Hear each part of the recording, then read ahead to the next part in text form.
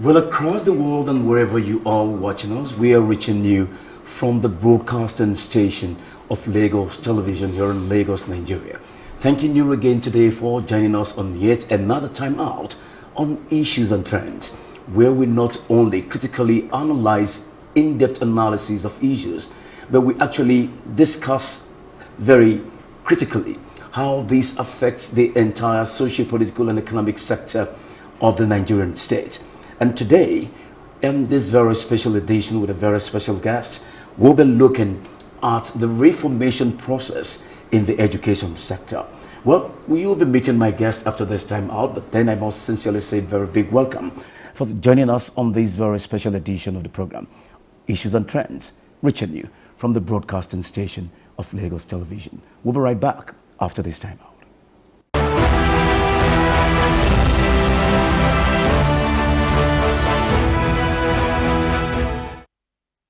The House of Representatives has called on all parties involved in the ongoing dispute in the petroleum sector to cease fire pending the outcome of its investigations.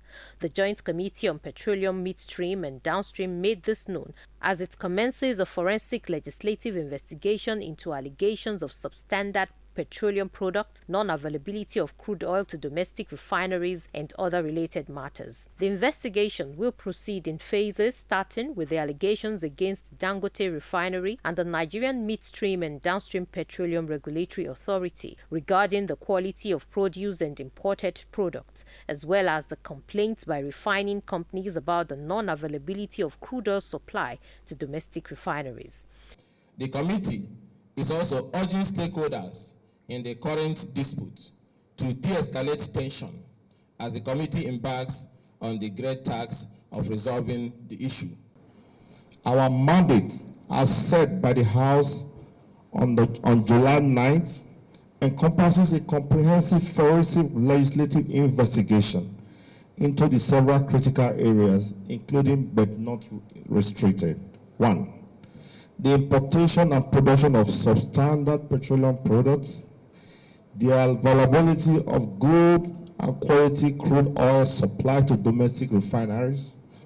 The committee will also investigate other key items like the presence of middlemen in crude trading, indiscriminate issuance of licenses, and the lack of international standard laboratories to check adulterated products, amongst other issues. The Deputy Speaker of the House of Representatives, Honorable Benjamin Kalu, representing the Speaker, Tajuddin Abbas, stated that President Bola Tinubu is committed to creating a fair and level playing field for producers and refiners in the industry.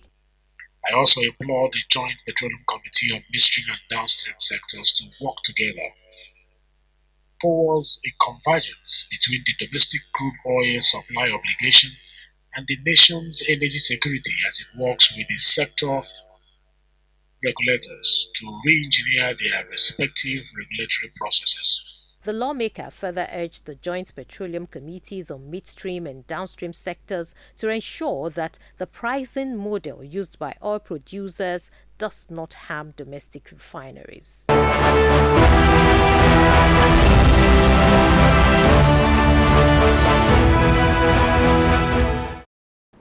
My guest today is no less a person but a woman of an outstanding pedigree. From available records before me, we know that she started her teaching career in the year 1997 at the Lagos State University, Ojo, Lagos. And we also understand from every available documented records that she rose through the ranks to becoming a professor in the Health Education Department of the Physical and Health Education in LASU. Aside that, my guest, by virtue of a commitment to service delivery and of course her passion for what she believes in very, very passionately, if you must say that, served in various capacities, so to speak, at the Lagos State University, starting from her acting as the acting Dean of Student Affairs at one time, Hall Warden at LASU Female Hostel, aside being the Sub-Dean at another time of the Faculty of Education, and Chairman of various committees, aside also being the Subject Coordinator of the Sandwich sandwich degree program of LASU. She was at another time the class advisor, university treasurer, academic staff union of universities, and member of staff of school management committee, as well as assistant director, LASU Directorate of Advancement and editor-in-chief of Educational Perspectives. That is talking about the official journal of the Faculty of Education, LASU, as we speak. Well, before I go into all of that again, let's just say a very big welcome to Professor Bilkis Bidemi-Lafaiji Okuneye. It's a great honor to have you as my guest, Prof. Thank you very much. It's my honor to be here, too. Well, you attracted my attention, and you know what I'm trying to say here, Prof. You attracted my attention at the just concluded 7th Biennial Conference of the Committee of Pro-Chancellor of State-Owned Universities in Nigeria, CAPSAN, which, of course, we held at the Marriott Hotels and, of course, at other venues. So today, looking back at what took place at that Biennial Conference and what today became the issues raised at that time now being the front burner of discourse nationally today, it says a lot about what you envisioned at that time to what we're saying now. Was it to say that you were really prepared for what was coming, or you had a vision of what is to come, to have put together the theme of that biennial conference, effective tertiary university governance, role of stakeholders? What prompted that in the first instance? Yeah, thank you very much. I also want to say that I appreciate the fact that I'm being brought here to discuss this issue. Responding to what you have just asked, the conference was put together by pro-chancellors of state-owned university and is held once in 2 years. That's why it's called biennial. When the theme of the conference was to be discussed, we felt that there are various issues that come on when you talk about university management and the governing council. University management is a stakeholder. The governing council of any university or institution at all is also a very great stakeholder. There had been issues about synergy, about working together. They want to achieve the same purpose, but you see sometimes they work at cross purposes, though they want to achieve the same purpose. There is not so much understanding. Some governing council chairmen will post themselves as sole administrators, whereas everyone has his own role. Governing council is government in council. Anyone who is chosen... Government council is government in council. As in government in council, not any other thing. No. Okay. Government in council. It means that they are to form policies. They are to implement policies. They are not to see to the day-to-day running of the institution. But anything that concerns policies, issue of lease, any other issue that the management could not trash will be taken to the council. The council is the overall decision maker for the university governance. Now, because of what had been observed over the years, there must be synergy between these two stakeholders. And for effective governance, of course, everybody must know their roles. We have observed that some universities do not run well because the vice chancellor, who is the head of management, and the chairman of council do not understand. The pro-chancellor. They're working at cross purposes. Yes. And the reason for this is not far-fetched. Everyone must understand his role. If you understand your role and you perform your role the way it should be performed, there wouldn't be any problem. So we saw that, and we felt that for this 7th biennial conference, it should be effective governance. More so that our democracy is stabilizing. It should be effective governance. More so that our democracy is stabilizing. What are you trying to make out of that? Yeah, I'm trying to say that this is the 25th year of democracy in Nigeria. Before now, we know what we experienced. There were teething problems, but now stability is coming up. So for that stability to be well established in every sphere of life, the university also has to tag along. The university must tag along. Must tag along. And they just must tag along. Sure. Why must they tag along? They must tag along because we churn out graduates and we send them into the society. How will they be able to cope with the society if university community does not tag along? So we must tag along. We must understand the role of everyone in this situation, and then be able to churn out policy that will be friendly, people friendly. Turning out policies That will be people friendly. that must be people friendly. Sure. What are you thinking when you said that? Yeah. You see, Policies let me that must be come friendly. down to the issue, the burning issue now. You know, there is a economic recession. Globally, it's a global Globally. thing. It's a global Let thing. me just give you an instance. I was in the US about 3 weeks ago, and I couldn't buy an handkerchief. In the US, Yes, yes, yes. you could not even buy an An handkerchief. handkerchief. An Yes. handkerchief. So it's not even it's No, not not even at a all. Nigeria Not problem. at all. Not at It's all. not even a Nigeria challenge. It's global. It's a global It's challenge. global. It's global. The t-shirt I used to buy for $10 was $25-$30. Yes. It's a practical experience for me. So when people say there's so much hardship, it's everywhere. We were at Singapore some 2 years back, and the same thing. So it's not that it's peculiar to Nigeria. So what I'm saying in this instance that people friendly. For example, in the area of school fee, School fees. yeah, for the students, the university should be able to come up with a realistic school fees, given the situation that we are now. Factoring. Yeah. Considering. Factoring, yeah. Taking critically Sure. this point that we are in a global recession. Global So the recession. issue of school fees must be a concern. It must be a concern. Will they be able to afford it? If you don't make the policy that will be friendly, then we'll be having so many dropouts. People will not want to, of course, access education. And thank God for this student loan. Even with the student loan, I tell you that there will still be some persons who may not be able to afford. Even with the student loan. Yeah, who may not be able to access. Though every consideration had been put in place, all consideration had been put in place, they would not be asking for the payment of the 2 years after graduation. All the factors are there.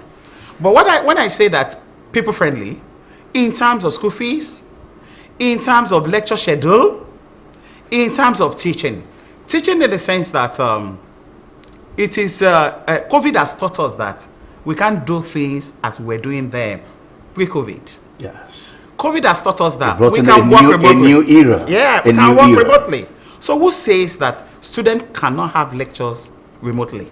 From home. Yeah. It was a practical experience Yeah, on the COVID. exactly. And it's applicable as we still As we speak. speak. Because in my school, we have what is called blended teaching, hybrid, where you can also access your classroom virtually. So all of these are people-friendly policies that will make education seamless. And so people can afford education. Because if you have to go to school every day, how about the transportation? You have to also get a hostel. But when you learn remotely, I'm not saying absolute. We have not gotten there. But we can get We there. can get there. We can get there. So these are some of the issues that Governing Council can look into, because they're the one that regulate school fees. They're the one that regulate school fees and some other policies of the university. They can come up with the issue of scholarship. A university can give scholarship to students. A university can have a flexible payment of school fees. And these are people-friendly policies that the Governing Council can take, decisions that they can take. So when you have effective governance, as you said earlier, it could be in this area that have been mentioned, that have been outlined. There are could several help others. enhance valuable impact of practical understanding of how this should work together. Yeah. That's it. Because we should also be mindful of the fact that if students are not in that environment, there can be a teacher. And there can be an institution. There can be an institution. And there can be a governing council. Absolutely. So what are you governing if there are no students? So in this situation, in any institution, student is the major stakeholder. The student is the Is key major stakeholder. Yeah, is a major stakeholder. Is the foundational Sure. foundation. Now, when we look at what you have just analyzed, let us do a comparative analysis here. And what I mean by a comparative analysis here is appreciative that the steps that have been taken to synergize the existential relationship between the pro-chancellors, of course, the management as well, and of course, seeing how all of this play out to give beneficial impact to students, who are the key factor. Yeah. But when we do a comparative analysis with what we are doing now and what is also obtainable in other climes, can we say that we can really match and be able to be at par with what is obtainable there to give this seeming succor to our people here? Yeah, we can, because of course in the selection of members of council, they are people of pedigree. Government usually go out to look for people who have some kind of integrity. Pedigree. Pedigree. Careful selection. Pedigree. Of people who are movers and shakers of the society. You are not there as the chairman of council because of the purpose of having to get one allowances no. You are there as chairman of council to intervene where management meets a brick wall, because it's a political appointment. Where management meets a brick wall, you can't intervene on behalf of management. It's an intervention. Yeah, intervention, kind of. So if you are there, we are almost there. Because I tell you, in the state-owned university in Lagos, the composition of the governing council are people of high integrity and pedigree. You talk about my chairman, the pro-chancellor of my school, I give it to her. That's Sumoni, if I'm correct. Sumoni is for Lasso. And you know Sumoni was a civil servant. A former accountant general, permanent secretary. Yeah, thank you. State Treasury Office. So he has some pedigree. My own pro-chancellor was a two-time commissioner. In Lagos State. In Lagos State. The what's his name again? I forgot now. Her name? Yes. Alaja Sekina Tisuf. Oh, yes. Yeah? Yes. And talk of Lasustek. Lasustek pro-chancellor is a professor in Unilag. So these are people that government are carefully selected because they know they have some pedigree. They relating to that specialized calling and service to labor. My own pro-chancellor was a commissioner for education during the Mara era. That's correct. Yeah. And Sumoni, of course, had also understood the runnings of government. So you can see that government has given us very good leverage. To connect. And let the synergy work, the way it work. And they are giving them free hand to operate because they believe in them. Using their years of experience, bringing it to bear. Yeah. So we are already there. I won't say we'll get there. We are there. Matching to meet the standard, global standard. Hardly will you hear of stories about management in any of the state-owned university. Management being at loggerheads, we cancel. No. It used to be. It's no more. It's no more. We are there already. All right, we talked about pedigree here, and from what I have, my prof, I'm always happy when I call you that, Prof, because you earned it. You did not just... There's something they said about you here, that Professor Bilkis-Lafaiji Okuneye was an international handball player that represented Nigeria in many championships and competitions outside the shores of this country, including Sweden, Denmark, France, and Norway, and that you were the number one goalkeeper of the defunct Jegede Babes. That's right. That is one. And another one said you are a member of many professional bodies like International Council of Health, Physical Education, Recreation, Sports and Dance, Nigeria Association of Physical Health Education, Recreation, Sports and Dance. You love dancing, I think. And they also said that you are the National Association Sports Science and Medicine and Nigerian School Health Association. How does this connect with your appointment today as the Vice Chancellor? Talking about pedigree, that's what I'm saying. Yeah. How is it connecting with that department which you graduated from? Okay. What input? What has changed? Using that your years of experience to change the narrative in physical health department in Lasso. Thank you very much. You see, I would say that I got into that profession by providence. By providence. By providence. I wasn't out to study physical and health education. I never heard about it. I was just a Ropak girl. Ropak. You know Ropak in Yaba? I know why. That's where I grew up. That's my home, my second home. That's right. So opposite casino. That's correct. Yeah. So I do sport. I started sport when I was in class 1. A coach was assigned to my school, and I got interested. I joined. At that year, we traveled to Sweden for under 12. So then I picked interest, and I was into that. But of course, I also had mind to be, I want to go to school, higher institution. Much of you have that keen interest in sports. I just have that passion for education. So while I was trying to do that, I wrote JAM that year, and JAM jammed me. I like that word. Jammed you. Oh yeah. So I didn't get the required marks because I didn't know that the syllabus of JAM is different from O levels. That's right. I was just reading at home. So I couldn't make the cutoff point. And JAM just jammed you. It jammed me. And that didn't discourage you anyway. It didn't. I was thinking I want to be a mass communicator. I wanted to do something like this. Yeah. So I obtained the form of Ogun State Polytechnic to read mass communication. But for indigenship, I couldn't get admitted. Another jamming. Yeah. So I came back to Lagos, and they told me that there's a form in LASSO, a diploma in physical and health education. I said, as long as I want to go to school. You wouldn't mind? I wouldn't mind. And I just got in. And play, you know. It came to reality? It came to reality. And I had the required point to move to the degree class. I moved into the degree class at 200 level. I was the best graduating student on my set. And I was retained after my NYSC. That was why I started my career in 1997. I've not worked in any other area apart from the university. So when I started, of course, I just put my mind to what I do. Your passion. Because my philosophy is anything worth doing at all is worth doing well. I just put myself into any work. I don't know people were watching. I was just doing. You were committed. I was committed. You were dedicated. Yeah, I was just doing my thing. You were passionately concerned. Yeah. You were just doing your thing. I was just naturally. Naturally. Good to know. And after a while, I enrolled for masters. I enrolled for PhD in UI, and I got my PhD in 2005. And that was it.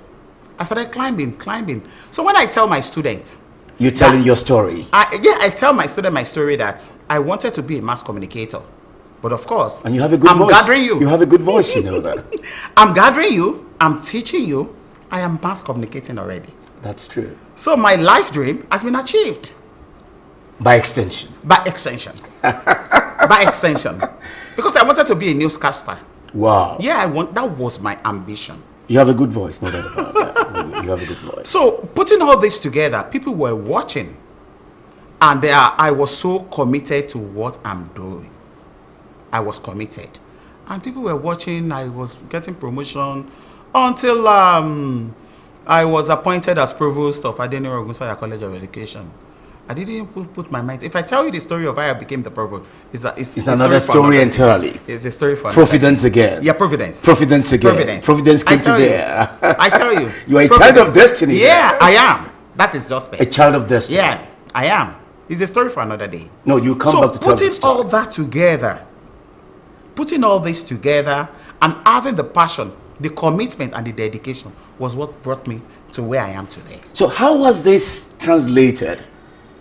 Because we came to this point because we said the selection of the government council, they are people of outstanding pedigree. That led us to where we are. Yeah. So how has this impacted your input in letting them understand, bringing your years of experience to bear when issues are being discussed to further elevate the status of our stakeholders and of course the need for that synergy to work together for the good of the students in our university? You see, for all the experience I have garnered over the years, I think it was not very difficult for me to fit into that role. I have never been deputy vice chancellor. I have never been dean of a faculty. So having to fit into that role, I think without being immodest, it's been impactful. Because it also goes to say that interpersonal relationship is key. Interpersonal, I must get that. is key. Interpersonal relationship Yeah. is key. You have to relate well with whoever is your chairman and pro-chancellor. You have to calm down. Because you are a professor does not mean you don't have a boss. The pro-chancellor is my boss. That's right. And so I have to give it to her. She directs. She gives me instruction. In fact, she's such a funny woman that anytime there is an issue, if she says, Billy, I know I've offended her. But if she says, hey, VC, I know that is a good, it's a good one. It's a good I one. like that. I like so when that. she says, Billy, mommy, what have I done wrong? Now she'll start talking. That is the kind of relationship we have. So when I say Billy here now, what would you say? No. There's not. There had not been a relationship. Interesting. So that is the impact that can have. If there is a good relationship between the management and the council, it will help elevate. It will help elevate, improve the system. The system will be peaceful and calm. But when you have internal wranglings, that's right, it's going to be a problem. So the impact it has that I have garnered experiences over the years. I have worked with difficult bosses that I have to just tolerate them. So fitting even into though this, you are a prof, that is it. but you understand that there is a leader, someone who must definitely, even amongst us as professors. That's right. There are very senior professors. That's right. So you don't come out to say, I'm a professor. When a Professor Bamiru, a former UI VC, a well-respected, renowned professor, international. Okay, Bukola, emeritus. Of course. And they say, oh yeah, professors line up. And you come, no, you dare not stand beside them, even though you are a professor. You must recognize that. That's respect. Regard. It is what you do unto them that those behind you will also do unto you. It's a natural law of justice, fairness. It is. So when you have all of this, tell me you can't have problem in the governance. There are rules. In fact, university administration should be the most simple mode of administration. From your understanding and experience it runs of on committee system. It runs on committee system. The vice chancellor is a coordinator. You want a job done, constitute a committee. The committee will report back to you. You want to do it runs on committee system. So the vice chancellor's job is that of coordination. And why the pro-chancellor's job? Is to direct the vice chancellor on issues of policies. The rules are there. The regulations are there. The vice chancellor, all the vice chancellor needs to do is to fit into that rules and regulation. And that connects. Yeah, that's all. And it's seamless. Yeah. All right, Prof, let's get to understand this, that to the glory of God, you have earned many awards of excellence from organizations, groups, and stakeholders across diverse works and calling. At the then Nigerian Okuneye College of Education, your distinction of being the first and only professor, to have been appointed as a provost speaks volume. In addition, you are currently, of course, the pioneer vice chancellor of the State University Lasred Otojaneki today. What does it say to you? Hard work or what? What does it tell you? Does it give you a rekindling of nostalgic experiences to now say, oh, me today? Like you said, you're a child of destiny. Yeah. How do you connect with that I've just said? I can't say hard work because there are so many other persons who are more hardworking. There are so many other persons who are more dedicated. I'm just lucky to be one among several other people. You are just lucky. I'm just to lucky. be one. Yeah. To be picked among several. There are several people that are good. So it's not hard work. It's just the will of God. The will of God. It's just the will of God. I'm not the best. We have some other people who are better than me. But it's the will of God that at a particular time, you'll be there. At a particular time? Yeah. When it's your turn? Yeah, exactly. When God so says? Yeah, that's it. It will be your time. It's not hard work. It's not hard work. But I'm trying to be hardworking so that I can have some kind of legacies. As a first professor, to be appointed. The first. And the first. And then the first person to move the college, to I would say the person to move the college from a college of education to a university. It took a lot of effort to do that. And so, but if I tell you that it's hard work, I may not be saying the correct thing. I'm just lucky. It's grace. Yeah, it's the grace of It's God. the grace. Yeah.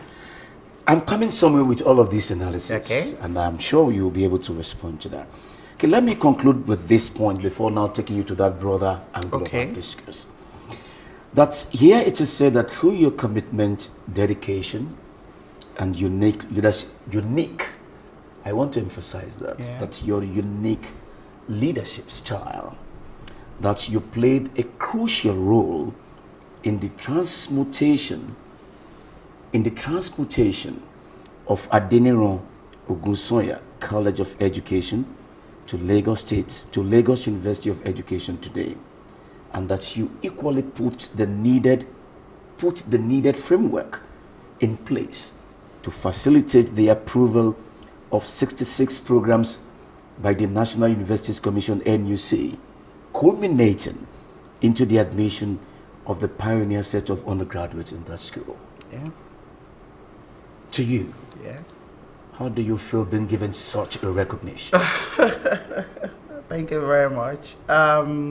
It's just a modest achievement. There are several others that I wish to achieve before I leave. Being the pioneer vice chancellor comes with a lot of challenges. And how I have been able to overcome these challenges, first I would say by His grace, but at the same time, this interpersonal relationship is key too. I was appointed as a staff of LASU, so I didn't go into a familiar terrain. It was not a familiar terrain to me. And you can then imagine the kind of resistance that may be put up. There was resistance. But in order to ensure that I have a smooth takeoff, I had to bring myself down to their level. Because people were just wondering that, could she be the provost? I just walk in the midst of students. I relate with staff the way I would relate normal with my colleagues, because I didn't understand the terrain, and I have to understand. It's a college of education. I have just told you that I started my career in the university. I never had the opportunity of even having something to do with college of education. So it was not a familiar terrain to me, but I took my time to study the terrain. You took your time? I took my time. To study the terrain. I took my time. I didn't rush into it. And again, in that kind of position, you should not be vindictive. One should not be vindictive. If you are vindictive, then you run into problem. In such situations. Yeah. You shouldn't be Some vindictive. persons will deliberately provoke you. Deliberately. How do you handle that? You be calm. Such person will return back to you to ask for one favor or the other. Along the line. Oh yes. What do you do in that situation? Give it to him or her. And then remind him or her, so you could come back. I'm doing this because of God. But if you say, because you have done that, I'm not going to give it to you, it's a wrong one. For an administrator. Evil for evil. For an administrator, you even get it wrong for an administrator. Let whatever is done remain where it is, and then deal with individual on merit, not picking on what they say. There are several words that have been said to me. As dean of student, I had a student who actually confronted me one-on-one and really insulted me. But I didn't utter a word. As a dean of student, I didn't utter a word. They were having elections, and I said he could not contest. And he was just ranting, matching up, and will I be engaging with such person? No, I didn't. I just kept my mute. The very next day, this boy came into my office and prostrated. I said, what is it about? I'm sorry, ma. I insulted. Oh, did you really insult me? Oh, that is a foregone issue. And now when I tell you, when I tell you something is foregone, it's foregone. I don't dwell on issues. So I just told him, it's a foregone issue. Do you know that this boy ran into a problem? I was the one that solved the problem. He's in the UK now. He ran into problem with his courses. And because I want him to have that understanding that it's a foregone issue, when he came to me, I stood up to go and assist him. You stood for him? I stood for him. You stood by him? Yeah. So as an administrator, you have to let go a lot of things. If you really want to run that administration. As an administrator? You have to let go a lot of things. A lot of things. You have so much workload, and you are still putting somebody's problem in your head. You may go mad. Because a lot of things are in your head. You are picking on little things. So, for me, it's been that. And if you say award, some award. I'm not a fan of award. I usually run. I don't like awards. Why? Why don't you like awards? It's just personal. I don't like it. I believe that some may not be, how will I say, some may be pretense. Not genuine. Not genuine. Not earned. Not deserving. Not deserving. They just wanted to. They just want to get. So you avoid it. I avoid it. I don't like award though. If you call me that you are giving me an award, I will say, because I believe whatever you tell. I don't like praises. Don't praise me. I tell my staff, I don't want praising. I don't like it. That's right. Tell me. As it is. Whatever is left to be done. What is left to be done? That's what I want to hear.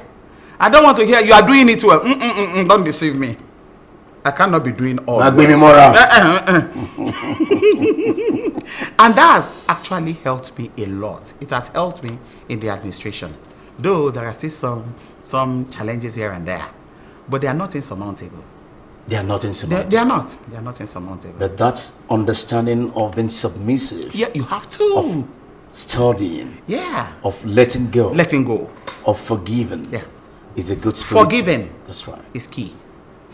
All right, we'll take a break at this point, and when we come back, we will take our discussion again from here, and we'll look at some other issues of concern as it concerns the reforming process of tertiary institutions for the good and collective interest of the country today. At least we're talking about a global movement. Are we really moving globally with the global world? Is another question. This we will answer when we come back.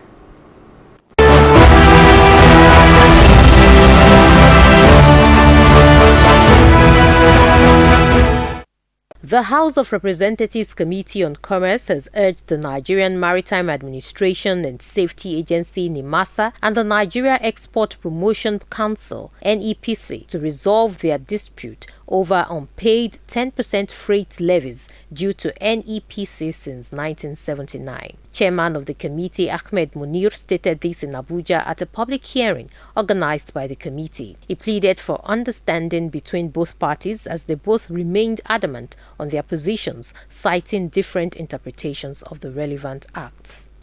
We at the Parliament are not witch hunters. If anything, we are saint hunters. Confusion and rancor distract government's activities. Both NIMASA and NEPC are government agencies under whose responsibilities it is to ensure that their mandates touch lives. The essence of this gathering is for us all to find the truth and also a lasting solution to this lingering issue. Executive Director NEPC Nonye Ayeni insisted that the National Assembly's Act compels NIMASA to fund the council, noting that the refusal of NIMASA to remit the 10% levy has greatly hindered the operations of NEPC, while NIMASA's representative Chud Ofodile argued that the act establishing NIMASA does not explicitly require the agency to remit funds to NEPC. We have tried severally. There's been several letters.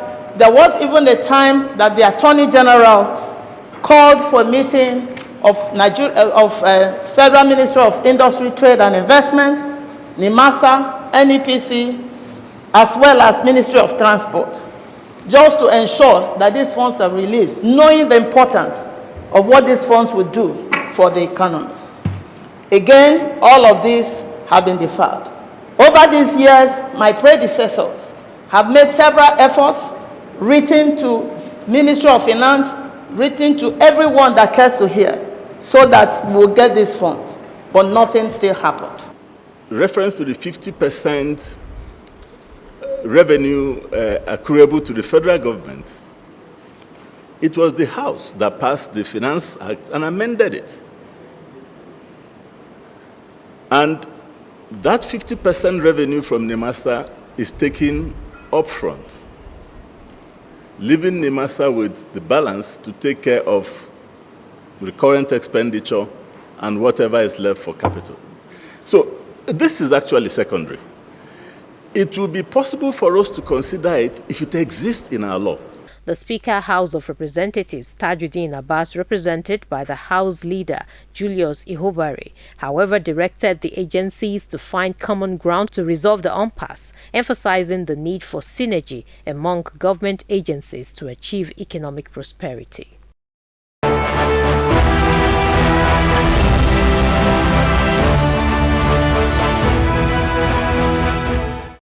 In May 2024, the Lagos State government signed a partnership with a Dutch firm to construct a high-efficiency waste-to-energy incinerator on Ekpe landfill. The waste management solution is expected to enhance energy security by generating between 60 and 75 megawatts of base load electricity annually. An incinerator is a waste treatment technology that involves the burning of solid waste at high temperatures in a controlled environment. However, concerned stakeholders say waste incinerators pose considerable risk to public health and the environment. The process of incineration merely transforms the waste into other forms of waste, such as toxic ash and air and water pollution. So when you burn any waste, about 25 to 35% of that waste becomes toxic ash.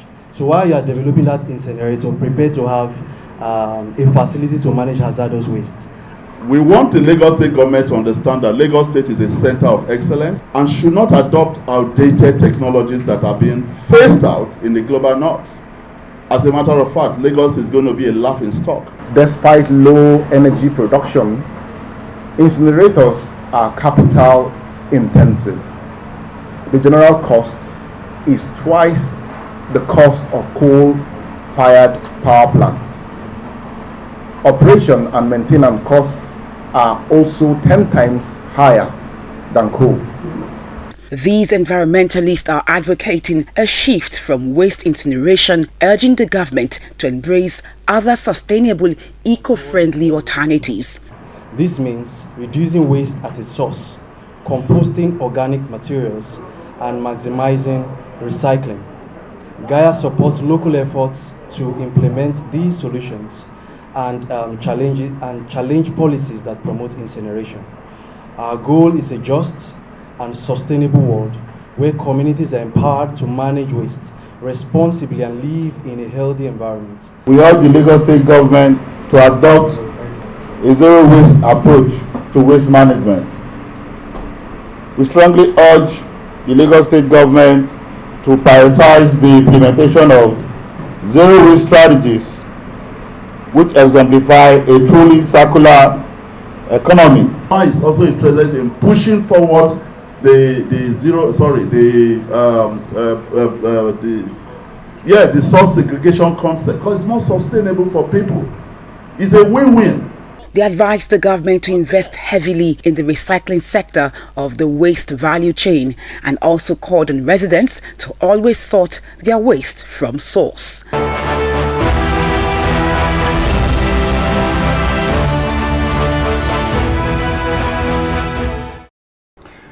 All right, welcome back. If you're just joining us, my guest that I've been speaking with is Professor Bilkis Bidemi-Lafaiji Okuneye, the Vice Chancellor of the Lagos State University of Education, LASUED. And we've been going through a lot and analyzing so many issues. And it's good to have you again, Prof. Now, let us take it now from the perspective of the discourse now that is broad. There were some salient issues raised at the biennial conference. One was this issue of age for admission into the Nigerian universities. And I do know that the Registrar of JAMB, Professor Ishaq Oloide, spoke at that time, at that conference, and was very insistent, given a narrative of what happened some time back, and which, of course, led us to where we are today, the controversy that is trended Should it be 16? Should the government accept 16 years of age as admission for entry, or 18 should be the benchmark? Okay. What is your take, because you were there? Yeah. Let us analyze this. Is there confusion today? Yeah. If you say it's a confusion, I don't believe it's a confusion. No, don't let me use the word confusion. Let me say it is a controversy. Okay, controversy. Yeah, it would be a controversy because we didn't get it right. We did not get it right. We did not get it right. Where did we get it? Where did we get it wrong? When did we start using 16 years of age? When did it start? Did we, you and I, did we enter into the university at the age of 16? Definitely not. The generation before now did not enter the university at the age of 16. The education system that we practice in Nigeria is the 6334 system of education. That's right. Where a child, and this is my personal opinion. Okay, I will wrap it up with my personal opinion concerning the 16 and 18. But let me just give the background. 6334 indicates that you enter the primary school at the age of 6. By 12 years, you are out of the primary school. You have 3 years at the junior secondary school, 3 years at the senior secondary school, that's 18. And so... And 4-year university. 4-year university, that's why it's 6, 3, 3, 4. And as at the last check, that's what we still operate. So where do we turn it to 16? At what point? Now, parents are quick to take their children to school. Some children start schooling at age 3, age 4. Some children finish primary school at the age of 9, 8, 9. And they enter into the secondary school without being matured for that learning process. Maturity goes with teaching. Without being matured. With learning. For that learning process. Yeah. And maturity goes with teaching. With learning. It goes with learning. You see, it is not just to cram concepts. You must be able to comprehend concepts. I'll give you a quick example. When I was in the secondary school, I do not like biology. Unfortunately, the course I eventually studied had a lot of human biology. But I do not like biology. Flowering plant, what is it called? Spirogera and all the likes of it. And they were cramped. Those concepts were crammed for the purpose of passing the subject. It was at the university that I started comprehending what they meant. It was at the university? It was at the university. You started understanding what they meant? I'm telling you. That means maturity goes with learning. Maturity. It's not just to cram. You take a child to school now. First week in school, they will start reeling out Abia Huma here, Adamawa Yola. And they will be able to reel out state and capital, 36 state and capital. Is that learning? It's not learning. It's cramming. They can't comprehend it. Puncture it and say Ekiti. That child has to start all over again. Do you understand? I do understand. So, when did we put the benchmark? The age at 16. At what point? It was a norm that was going on until it was a trend until it became a norm. That wasn't checked. Yeah. When the trend was trending. Exactly. It wasn't checked. Until it became a norm. Yeah. Nobody fixed age at 16. No one. You can fact check. But it was a trend. It was a trend. That became a norm. Yeah. And we just accepted it. And no one was questioned. Yeah, no one was questioned. Now, what now brought us back to the age of to that 18 is because of what we are experiencing in the university system. Experiences like? These children are not matured for university education. They go into various vices. They are the generation that will be provoked a little, and they will say they are depressed. When you and I were growing up, what do we understand by depression? But the child will tell you now, I am depressed. And everybody will begin to run helter-skelter. You cannot beat a child now. They say, oh, it is child abuse. Whereas, I'm not a Christian, but I know a Bible passage says, Aya ọmọdé ni wèrèdìsí ẹgbàá ló máa lè jáde. Spare the rod and spoil the child. That's right. But we let them get into school. They finish secondary school at the age of 13. and parents alter age, falsify their age to become 16 so that they can get into the university. And they get into university and we become in loco parentis. When we become in loco parentis, it means that we take care of these children while they are in school, when their parents are not there. And when they do all these vices, their parents are not aware. They go into drugs, they can't take decisions by themselves, you know. And you know, in the university education, it is assumed that you are matured. You live in a hostel, you are alone. Freedom. Prof, we are going to queue out here today. Do me a favor. Okay. Would you come back again next week? Let's do a part 2 of this, taking it from this angle of this narrative. Okay. And now conclude, because okay. I can now see that my 1 hour timing is up. But before you leave, you promise you'll come back. When? Next Same week? time. Same time? We can just conclude. Okay, just give me a call to. Okay, we'll do that. Okay. But before you leave, what is your submission here? My submission is 18 years. And you'll defend that when you come Oh, back? yes. My submission, 18. If I have a child, already I have a child who could be finishing secondary school at the age of 16. Because it was a trend, I told you. Yes. At the age of 16. But it will enter the university by whatever age government sets. 18 years. Your message now, parting words with us? My parting words as regards this, is personal one or personal? Just, the way you feel? Yeah, personal is that, like I said, my philosophy, anything worth doing at all is worth doing well. Be the best at whatever you do. We come back, that is what we'll start with when you come back next week. I must thank you, Prof. Thank you very for much. the honor done us to have you here today. Thank you very much. Thank you so very much. Thank Prof. you.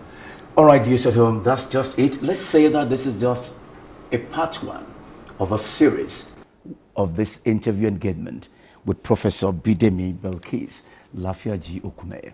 We'll come back in the second part of the series to conclude that which must be concluded, raising other issues of concern, special centers concern, and that which have been raised, and this controversy surrounding this education sector in Nigeria today. We thank you for today. On behalf of the entire crew, thank you again. We'll see you next week.